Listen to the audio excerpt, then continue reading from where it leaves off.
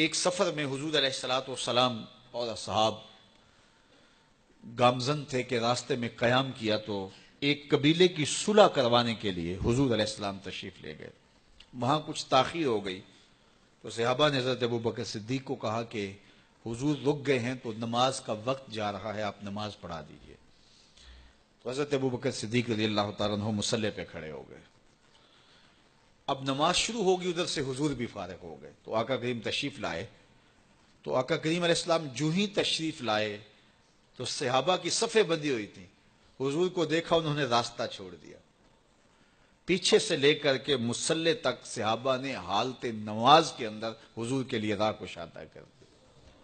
کاش کہ یہ حدیث سب لوگوں نے پڑھی ہوتی اور امت میں اتنے فرقے نہ بنتے اور یہ سوچ کبھی نہ پنپتی کہ نبی کے خیال سے نماز ٹوٹتی ہے. یہاں تو راستے چھوڑے جا رہے ہیں، یہاں تو پروٹوکول دیا جا رہا ہے. اللہ اکبر. اور یہ حدیث کہیں چھپی نہیں ہے، بخاری کے اندر چھپی ہوئی ہے. اللہ اکبر. آقا کریم علیہ السلام تشریف لائے تو صحابہ نے راستہ چھوڑنا شروع کر دیا. نماز بھی چل رہی ہے اور حضور کا راستہ بھی چھوڑ رہے ہیں.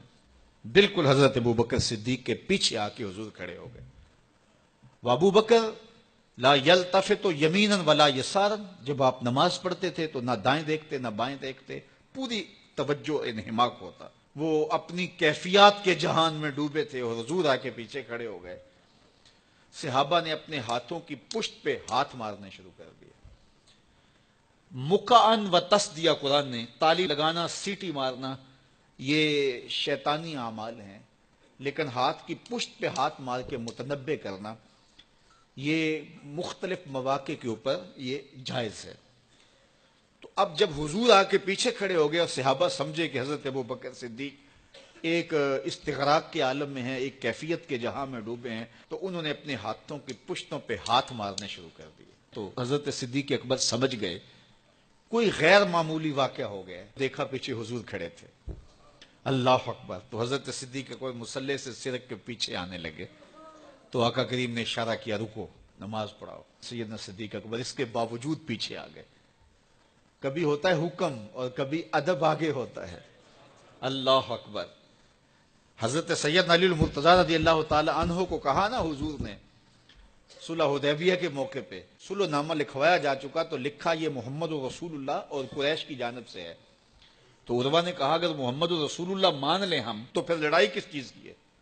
تو اس لیے محمد رسول اللہ نہیں، محمد بن عبداللہ لکھا جائے.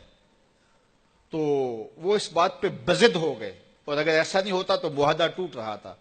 تو حضور نے حضرت علی المرتضیٰ سے کہا کہ چلو رسول اللہ کا لفظ مٹا دو. عرض کی میں تو نہیں مٹاؤں گا، میں تو نہیں مٹاؤں گا، یہ نام میں تو نہیں مٹا سکتا. پھر حضور نے خود مٹایا.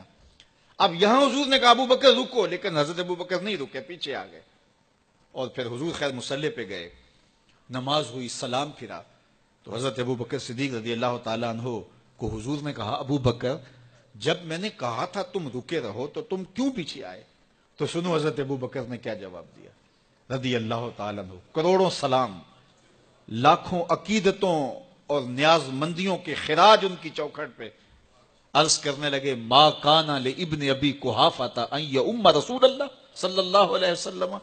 حضور ابو قحافہ کے بیٹے کی جرت کب ہوئی کہ رسول اللہ کے آگے کھڑا ہو کے نماز پڑھائے؟ یہ ابو قحافہ کے بیٹے کی ہمت کب ہوئی کہ رسول اللہ کے سامنے کھڑا ہو کے نماز پڑھائے؟ تو ادب پہلا کرینہ ہے محبت کے کرینوں میں. حضرت ابو بکر صدیق رضی اللہ تعالی عنہ نے اگر حضور علیہ الصلوۃ والسلام کی اطاعت اور حضور کی محبت، ادب، فرما برداری اور جان ساری کے انوکھے باب رقم کیے ہیں، لیکن حضور نے بھی ان کو جو اعزازات دیے. ایک خاتون آئی مسئلہ پوچھنے، آقا کریم نے فرمایا پھر آ جانا. اس نے کہا پھر آؤں اور آپ نہ ملیں؟ تو کہا میں نہ ملوں ابو بکر تو ملیں گے نا. اللہ اکبر. تو اپنے بعد اشارہ دے دیا ان کی طرف کہ میرے بعد میرا نائب ابو بکر ہے. اللہ اکبر. عزتوں کی مسند اور عزتوں کی معراج اور عزتوں کے مقام پہ سیدنا صدیق اکبر رضی اللہ تعالی عنہ کو بٹھایا.